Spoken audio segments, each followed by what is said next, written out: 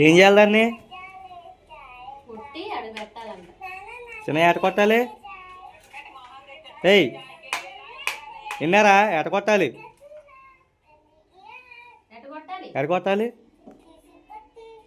ఎట కొట్టాలా? అప్పుడు ఏమొచ్చింది కొడితే? అది వచ్చిద్దా? ఏంటది? బోన్ మేరనా?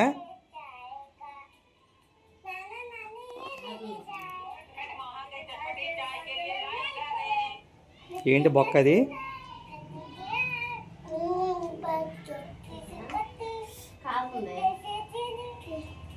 స్పూన్ లేదమ్మాయి.